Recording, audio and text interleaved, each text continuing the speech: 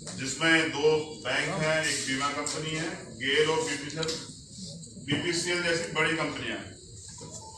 इनमें कई फायदे वाली कंपनियां हैं जो अभी फायदे में चल रही है। मेरी समझ में नहीं आ रहा सरकार इसको क्यों बेचना चाह रही है। इसमें लाखों लोगों को टिकाऊ रोजगार मिले हुए हैं। अब ये पैसा जो सरकार से कलेक्ट करेगी, अब समझना ये है कि उस पैसे का सरकार करेगी क्या उसे जनता की भलाई किसी काम में लगाएगी? जैसे हजारों की संख्या में सरकारी कॉलेज बनाए या हॉस्पिटल बनाए या और कोई काम। इसका एक साफ मतलब यह है कि सरकारी खजाने का मैनेजमेंट जो है, या तो उसमें सरकार ने घपला किया है या सरकार ने वो खजाना अपने लोगों पे लुटा दिया है, जिसका निजीकरण करके, अब निजीकरण करके जिसमें वो रुपए जुटाने का सरकार प्रयास है, जिससे कि सरकार चलते रहे। और मेरी राय में एक षड्यंत्र है जो सत्ता में बैठे लोगों ने रचा है, लोकतंत्र को महंगा करके।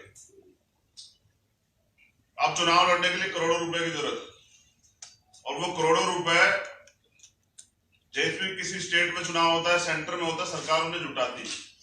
अब भारतीय जनता पार्टी का आप देखोगे कि बड़े बड़े कार्यालय बने हैं अभी, और हर चुनाव में इनके विपक्ष का एक आधा हेलीकॉप्टर होता है, इनके सैकड़ों हेलीकॉप्टर होते हैं।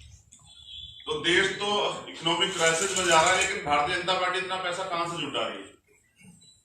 तो मुझे ऐसा शक है कि इन्होंने पूंजीपतियों से साठगांठ की कि आप हमें पिछले दरवाजे से मोटा चंदा देते रहे और हम उसके एवज में सरकारी कंपनियों को आपके हवाले करते रहेंगे, उनमें घाटा दिखाकर या उनको कमजोर करके और फिर उनको उबारने का उपाय ना करके। मुझे ऐसा लगता है कि सरकार फिर कैबिनेट में प्रस्ताव लाके ये मालिकाना हक जो है वो पूंजीपतियों को, उद्योगपतियों को दिलाना चाहती है, जिसके एवज में वो एक मोटा चंदा जो है लेती है। राजनीतिक दल जो भी है, वर्तमान की सरकार है, 1990 से आर्थिक सुधारों से निजीकरण को बढ़ावा मिला, लगभग 64 लाख सरकारी नौकरियां खत्म हो गई। सरकार रोजगार तो दे नहीं पा रही है, जबकि जो नौजवान पढ़ रहे हैं उनके भविष्य के साथ जरूर खिलवाड़ कर रही है। इसमें हमारी दूसरी समस्या भी है, वो ये है कि जैसे ही कोई कंपनी सरकारी होगी उसमें आरक्षण खत्म कर दिया जाएगा। यानी एक कंपनी जो सरकार द्वारा जनता के पैसे से बनाई गई थी वो निजी हाथों में चली जाएगी और आरक्षण जो है वहां नहीं मिलेगा। ऐसा मारुति और बाल्को में भी ऐसा पहले हो चुका है।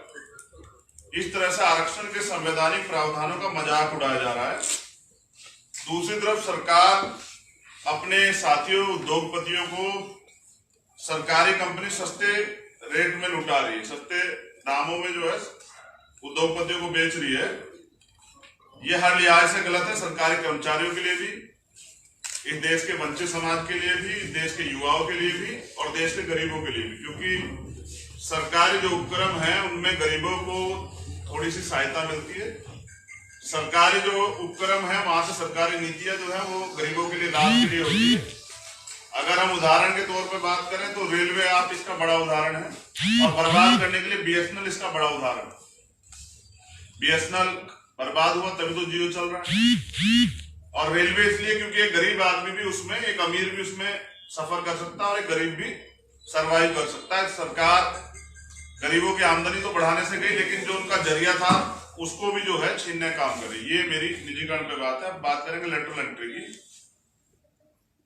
भारत सरकार में ज्वाइंट सेक्रेटरी और डायरेक्टर के लिए 30 अफसरों को जो है नियुक्त करने के मामले में देश के जो तमाम युवा हैं उनमें बहुत आक्रोश है। और सबसे शर्मनाक यह है कि केंद्रीय वित्त मंत्री ने बाकायदा ट्वीट किया इस जानकारी के लिए कि मैं घोषणा करती हूँ।